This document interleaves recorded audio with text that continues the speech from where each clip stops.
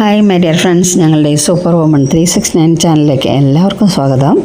ഞാനിന്ന് ഈ വീഡിയോയിൽ കാണിക്കുന്നത് ഒരു ഊത്തപ്പമാണ്. ഊത്തപ്പം വേറൊരു സ്റ്റൈലിൽ സാധാരണ ഇങ്ങനെയല്ല ഉണ്ടാക്കുന്നതെന്ന് തോന്നുന്നു.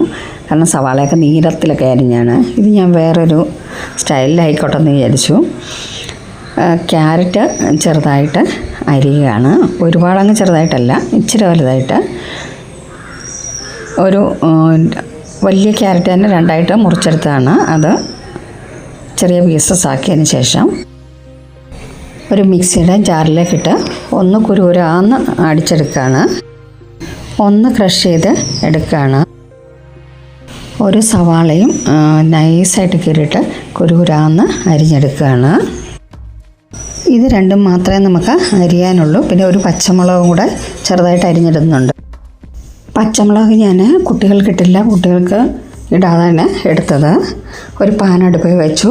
എന്നിട്ട് അതൊന്ന് ചൂടായപ്പോഴത്തേക്ക് ഞാനത് കുറച്ച് നെയ്യ് പുരട്ടി കൊടുത്തു. എന്നിട്ട് ഞാൻ ഇതിലേക്ക് അരി ഉഴുന്നും അരച്ച ദോശമാവാണ് ഒഴിച്ചു കൊടുക്കുന്നത്. ദോശമാവ് ഒരു തവി ഒഴിച്ചു കൊടുത്തു. ദോശ ഇടുന്നത് പോലെ തന്നെ അതിന് ഒന്ന് ചെറുതായിട്ടൊന്ന് പരത്തി കൊടുത്തു. ഒരുപാടങ്ങ് പരത്തിയില്ല, എന്നാലും ഒന്ന് ചെറുതായിട്ട് പരത്തി കൊടുത്തു.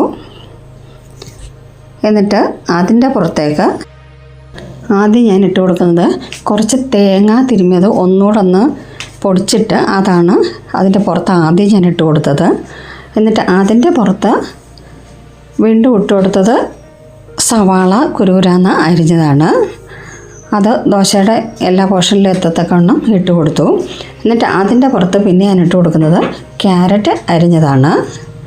ഇത് അതിൻ്റെ പുറത്ത് മുഴുവൻ ഇട്ട് കൊടുത്തതിന് ശേഷം അതിൻ്റെ പുറത്തേക്ക് ഇഡലിപ്പൊടി, ദോശയ്ക്കും ഇഡലിക്കുമൊക്കെ ഉഴുന്ന്, അതുപോലെ തുവരപ്പരിപ്പ്, കുരുമുളക്, വറ്റൽമുളക് ഇതെല്ലാം കൂടെ വറുത്ത് പൊടിച്ച് വെച്ചേക്കും. അപ്പോൾ അതാണ് ഇതിൻ്റെ പുറത്തൊന്ന് തൂവി കൊടുക്കുന്നത്. അതൊന്ന് കംപ്ലീറ്റ് പോർഷനിൽ എത്തത്തക്കവണ്ണം ഒന്ന് തൂവി കൊടുത്തു. എന്നിട്ട് ഇതിൻ്റെ പുറത്തേക്ക് പിന്നെ ഒഴിച്ചു കൊടുക്കുന്നത് നെയ്യാണ്. അതിൻ്റെ പുറത്ത് നെയ്യ് തൂവിയതിന് ശേഷം അതൊന്ന് തിരിച്ചിട്ട് കൊടുക്കും. രണ്ട് സൈഡും ഒന്ന് മൂപ്പിച്ച് എടുക്കണം. അപ്പോൾ എൻ്റെ കൂട്ടുകാരെ, എൻ്റെ ഈ വീഡിയോ ഇഷ്ടമായാൽ ഒന്ന് ലൈക്ക് ചെയ്യാനും കമൻറ്റ് ചെയ്യാനും മറക്കല്ലേ.